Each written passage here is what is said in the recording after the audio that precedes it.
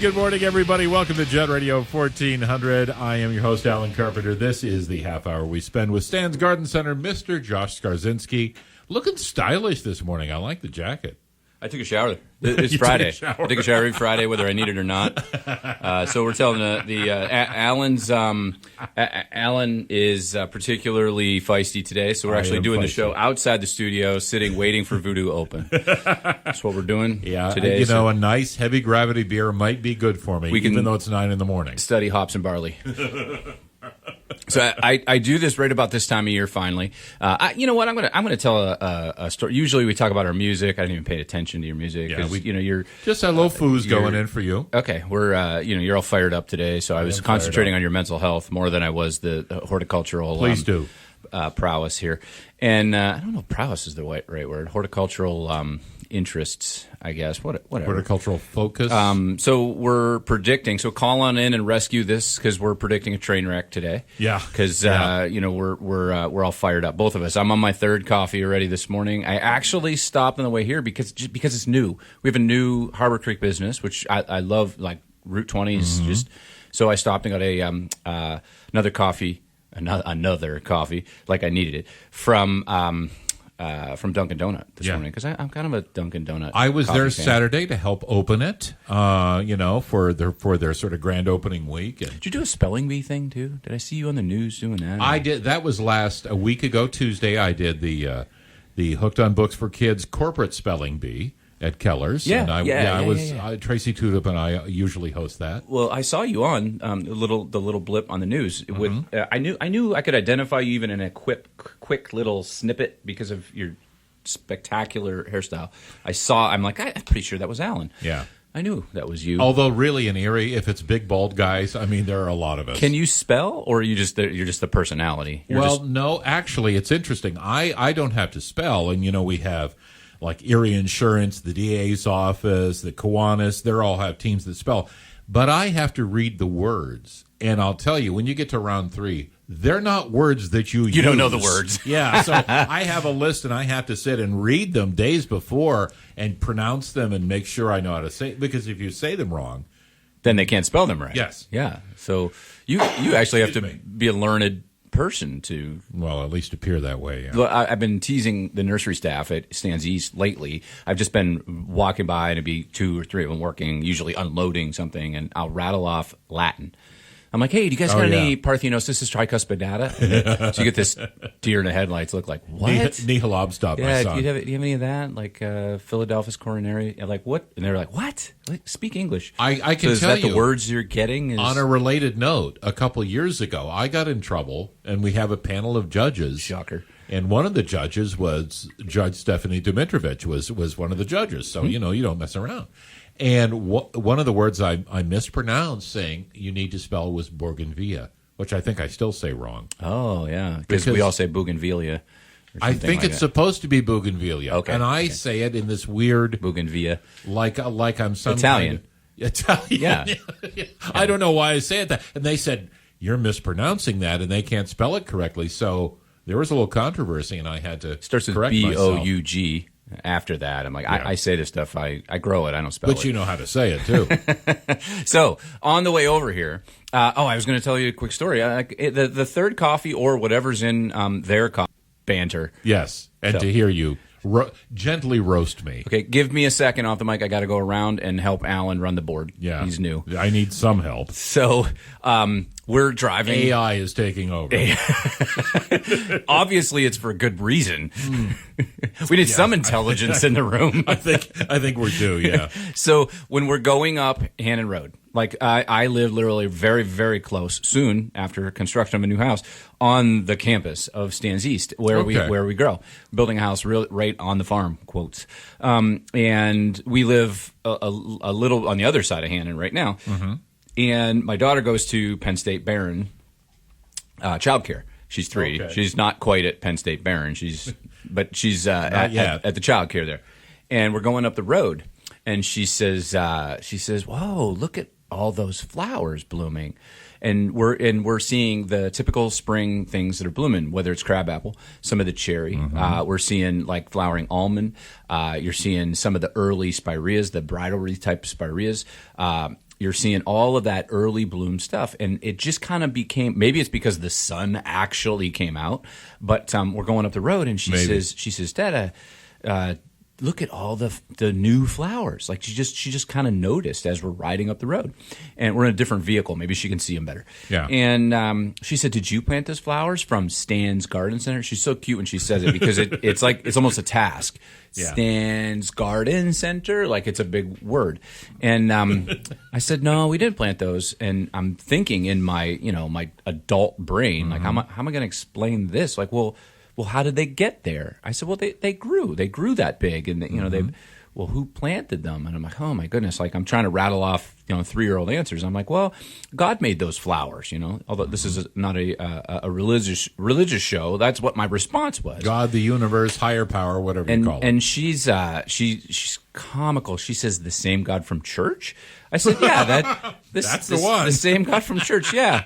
Well, why was he planting flowers on our road? Like, how come he's not at the church? Why did he plant flowers at the road? Like the mouth of babes kind of thing. And I'm like, I'm going to start to backpedal and be like, yes, I planted them. Yeah, I put them there because I don't want to have the answers. That is the best line I've heard all week is, hold on, the same God from church? That God? Yep. That guy. He did that? Why was he on a road planting flowers? So that's my semi-comedy for the day, but it's actually a teaser into kind of where I've done this pretty much every year this time of year. When you're driving around, I remember doing the show with you. I think it might have been the first year we were doing it, and it was a year that the Coosa dogwood bloomed for like 3 months, seemingly. I'm exaggerating, but it was just a year where it hit real warm for like 5 or 6 days this time of year, and then it got nice and comfortable and cool, and the Coosa dogwood just put on a show. Yeah. They really they were center stage, and in my everywhere you go, they everything else it kind of tapered off. Your forsythia, that bright yellow that starts off, your purpley sand cherry, all that kind of early spring blooming had kind of started to finish and taper off. And here are the Coosas, just like every corner where they are. You don't really realize them during summer growing season because they're done with their blooming. They're a nice like semi-small pagoda like shade tree, but when they're in bloom, oh good grief, they're they're turning my 3-year-old's head. Like wow, look at those, look at all the flowers. So what you're getting blooming right now that you're driving around is generally what we see a lot of interest in. And a lot of folks like, oh, the azalea, the rhododendron, that's an early spring bloomer. Right. But you got to really make sure you identify where this plant is going because they all don't just plug everywhere. You don't plant your rhododendron azalea by your mailbox and such. But the things that are blooming right now because of our wet, slow, cool first week of May are really showstoppers right now. I'm really seeing, that flowering almond, that purpley sand cherry. The one thing that's used a lot in rose because they're small, kind of slower growing, part shade kind of trees in boulevards and stuff, are the red buds. Oh, the red buds are really nice right now.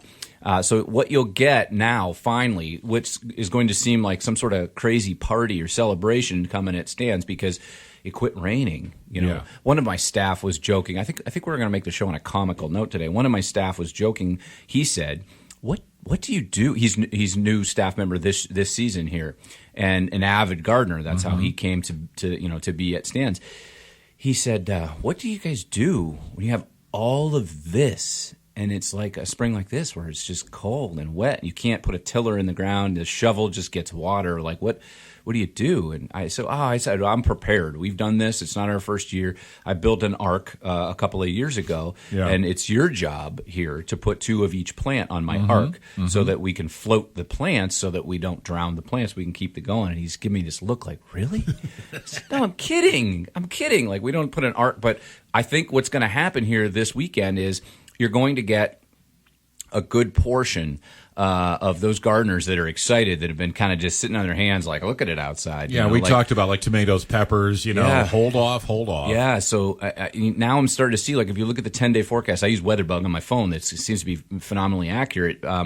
On a day-to-day basis, like you're seeing 45 as the bottom, 51, 48, and that's not near as bad. Like you're going to be able to go ahead and start dabbling with certain things in the ground, especially the outside perennial material. That material will take a a 38 or a 39 if they've been kind of hardened off and acclimated. So I'm pretty sure that all of that material that you see blooming around the landscape, around the streets, around your neighbors right now are going to be the topic of conversation, and it's going to be a busy place to garden centers across the northwestern Pennsylvania because it's been such poor weather. So my advice as far as what you're shopping for is make sure you know where it's going in its older years. Like a redbud is going to be a smaller, more manageable tree, a little bit slower growing, but it doesn't necessarily like hot, scorching, dry, direct sun, aggressive winter, stuff like that. So I think the interest is going to be a lot of that this week. But we all know what the following week is. The following week is Mother's Day, and that becomes the mecca of all hanging baskets.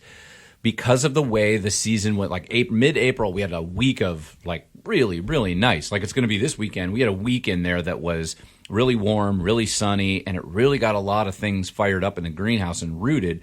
And then we have this cool kind of dark, dry, dreary week here, and it kind of made things nice and compact. Mm-hmm. So some of the hanging baskets, we had talked about on the air, I think last week, about the different varieties and the change in varieties. Clockwork is our new variety of hanging basket, and in our 4.5-inch pots for our New Guinea impatient, they almost look fake.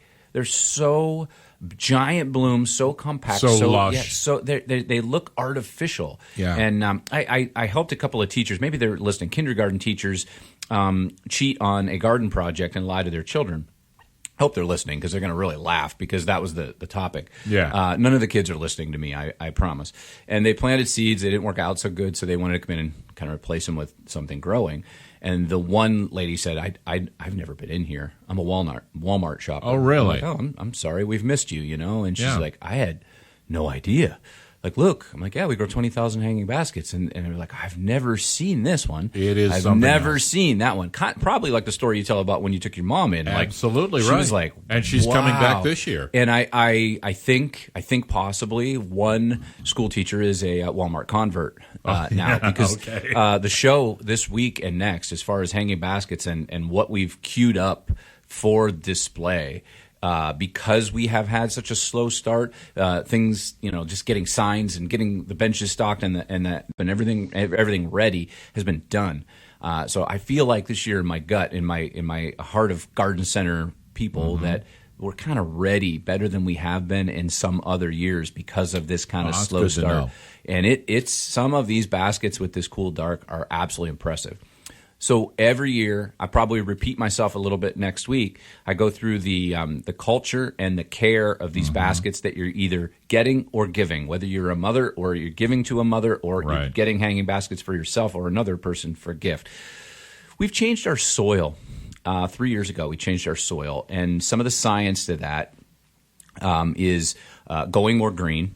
And going down that road of things that aren't as renewable in the world. Mm-hmm. And vermiculite, made of a mined mica stone, it's a very fine gold fleck kind of material that is used for soils and for seed covers and all kinds of things, has become short in the world. It's become more expensive and difficult to mine. Therefore, the price of it has gone through the roof, making it an ingredient of soil, making soil extremely expensive, just industry-wide. Peat, in general, has become underwater more and more because of the rising levels of waters in certain areas very much north of here, say Nova Scotia area and everything, where they mine the peat bogs. There is just millions and millions of acres of areas where they pull this peat out of, and it's been said that there will never be a shortage of peat in the world. Like where it's unfathomable for us that don't see it. It's just miles and miles of giant peat bogs, but I don't think what they've allotted for is what if these peat bogs now become 15 feet underwater? Yeah. They can't get the peat out of there. Yeah. So, and the rising water levels have made it more difficult on certain seasons to acquire the peat. The other one is the white stone-like, looks like a styrofoam bead that's in the soil. Yep. Okay, that's what it looks like. We've all seen those. Yep, that's called perlite. Perlite is actually a type of volcanic type of rock, like lava rock, but in a small form. And it is in particular areas of the world, and it is mined as well out of the earth. This material is literally being ground away in certain areas and islands and coastal areas to the point where it's going away. Like they've used it in our industry. Our industry also has taken a huge rise. Like it's the COVID has created a very large interest in horticulture and home space and planting and stuff. So there's more interest, there's more product, there's more soil being used, period. So we'd like to think that we're a very green industry, but unfortunately there's evil sides to that as well. And the evil sides are that perlite. So that long explanation of kind of what creates soil, it has switched to using a more renewable resource of a spun wood fiber. So it comes from a product that creates, it's called hydrofiber in our industry. They have spun wood to be very fine and very airy and strandy, for lack of a better vocabulary. I don't know if anyone had to spell that. Strandy. I would fail. I'd be out. Like I would just turn and sit down. I wouldn't even. I wouldn't do the ST. I'm like, no, I'm out. I'll just sit down. So. They have come up with hydrofiber from particular refined wood product that creates a material very much like the pink insulation in your house. And they incorporate that in a specific way. Hopefully it doesn't make you itch. No, it does not. Unlike the pink insulation. Yep. No one wants that in your soil. No. Years ago, there was a material called rock wool. That was, I don't even know what they made that out of, but rock wool was horrible. It was just like pink insulation. Seriously? I think it was a cousin to the Pink Panther insulation. That pink rock wool did not stick around that long. I can see why. So this hydrofiber material does a host of things. I'm going to explain real quick. And I have not forgotten that I'm coming back to the hanging basket care. That's where I'm going with this. But this is the how and why to the hanging basket care. The hydrofiber in there actually does not... is not as porous as that the white stones of perlite. Perlite is there to simply make quick drainage, so the water goes into and through and distributes in your potting soil, and it's to hold air, but it has no inherent cation exchange capacity or moisture retention. It is there just to keep soil from compressing and to keep air into it. Back in the old days, now I am old enough that when I was a little kid, my grandfather was still steam sterilizing and mixing earth and soil. Like I don't rarely use the word dirt, but if it helps people picture, he was literally taking topsoil, incorporating a little raw peat, a couple shovel loads of lime, they used to do it. Mixing it in an auger, and then planting it in wooden flats that were all together. So if you wanted 30 marigolds, then you bought one flat and you had to separate them out of the soil. It wasn't like the plastic cell packs of nowadays. So we've increased our technology to the point where one of the ingredients for years and years, and you still find it, has not been obliterated from the market, but it's going this direction, is that white stone keeps it nice and fluffy. It's not like the heavy topsoil my grandfather grew in. And that little white stone in there has no ability to hold anything. It's like gravel in your drainage ditch. It just lets the water go through. It keeps the soil fluffy, and it adds air, and it keeps porosity into the soil.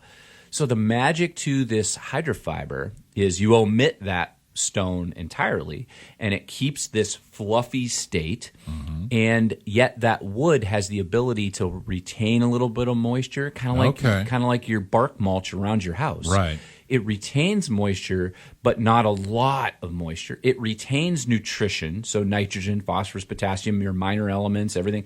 It actually holds some of that, and it has the ability to even out that moisture and feed.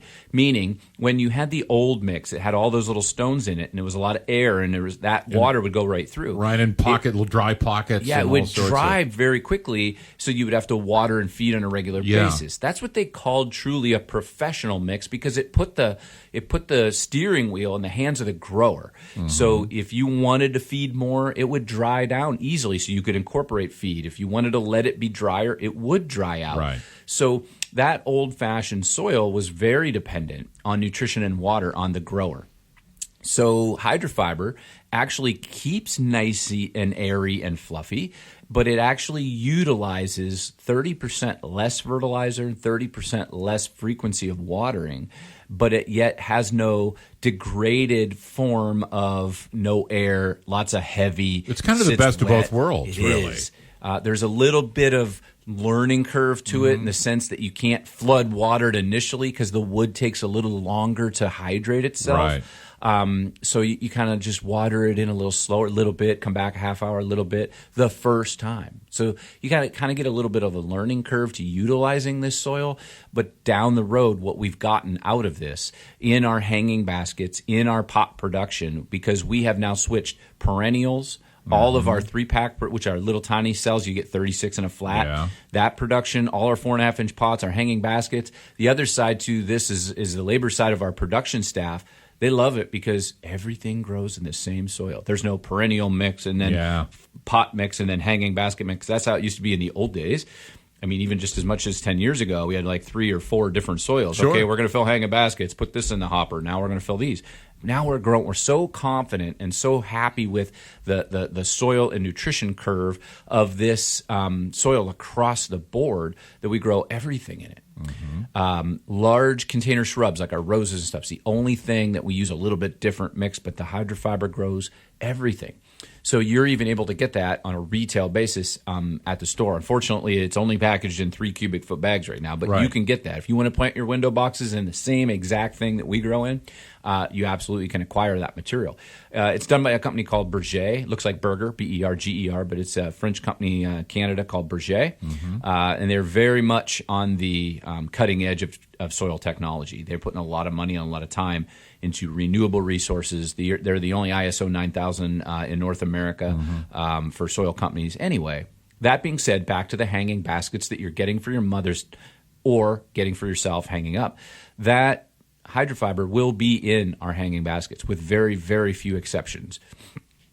That soil tends to hold nutrition better. One of the issues across the board for hanging baskets is someone will take it home and unknowingly, just naively, just like, oh, it's getting light, I'll water it, and they water it with tap water. Right. And then the next time, oh, it's getting light, I'll water it. They might even be watering properly, but say 6 weeks down the road, they're thinking, man, my basket's just not as vibrant. It's not blooming as much. It doesn't look as much. Maybe a little yellow. So I want you to think about that hydrofiber soil very much just like your dish sponge that sits on your kitchen counter. And you put some soap in that and you rinse that out, you get a lot of suds and a lot of, like my daughter says, bubbles. You get a lot of bubbles. Then you rinse it again and you'll get less. And, the story goes on, a little less, a little less. So what you're doing to that soil, if you just simply water with clear water, is that you're rinsing out the nutrition. Most nutrition used in container growing is water soluble. It is not like a handful of gravel like you'd use it like your tree. It doesn't look like that. I'm using that as an explanation. That would break down the espoma products or something you put on your tree will dissolve and break down over a long period of time in the earth. Most of the things you utilize in as for fertilizer in container growing is water soluble. It dissolves. So therefore, if it dissolves with water, it rinses out with water. So if you water properly. Okay, so watering properly is not watering every single day, whether it needs it or not, but feeling the weight of the container. So you will find that with this new soil, the weight of the container kind of holds on a little longer, and it's not sitting wet.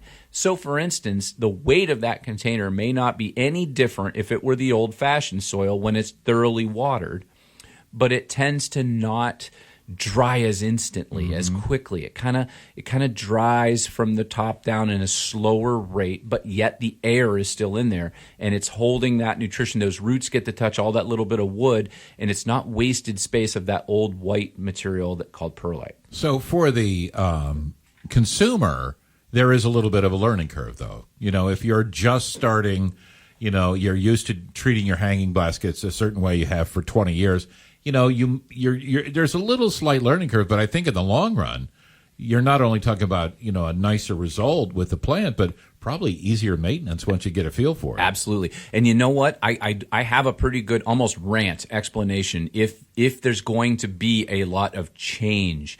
The change is going to be for the folks that had that particular hanging basket. Mm-hmm. And I know there's lots of gardeners and people in general that are creatures of habit, and they're like, I like that one. It looks good on my house. I want it every year. That's the reason we grow a lot of the same mixes every year. We may mix it up, but we grow a lot of the staples. The folks that said, okay, once I get to Memorial Weekend, I water those baskets on the front of the house Monday, Wednesday, Friday. You never water container materials to calendar. Okay, it might work. You might get away with it in certain instances, but what about the week where it was unexpectedly cool, unexpectedly damp and wet? You still go at it Monday, Wednesday, Friday, because that's what I do. I'm on a schedule. That is the polar opposite of how those baskets want to be cared for. Mm-hmm. If you see myself, any of the greenhouse staff, when you're in shopping, constantly walking around, bumping the bottom of the baskets, we're feeling for weight.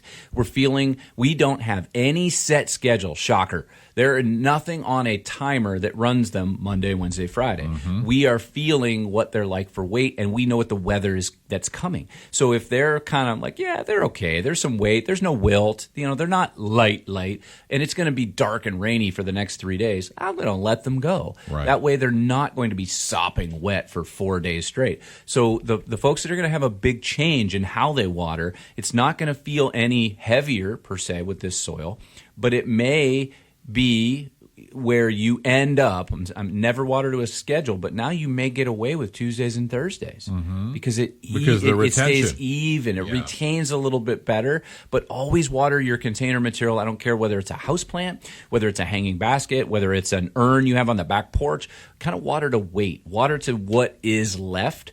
And what that's going to do is it makes that root system go down into the bottom, searching for that lower moisture. Makes a lot healthier plant when that root system is fully throughout that soil. Then it can pull water and nutrition from all of it. If you overwater, the act of overwatering is not watering too thoroughly. When you decide this is the instance I'm going to water thoroughly till it runs out the bottom.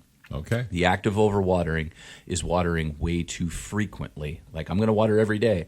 It's the belief that plants love water. They like even moisture. But overwatering kind of is equivalent to us holding our breath. We can only do it for so long. And on that note, we've only got about a minute left. I want to make sure that people know the hours that Stance is open, because it's hanging basket buying time. My mother's birthday and Mother's Day fall within a day of each other, so you know me. She gets a trunk load, don't she? She does okay for herself, and we'll be back this year for sure. As well off as you are, too, I imagine you just fill her trunk up. That's well off as I have, yeah. So we have switched now. It feels like that I'm there pretty much to help you out, 24 hours a day, 7 days a week.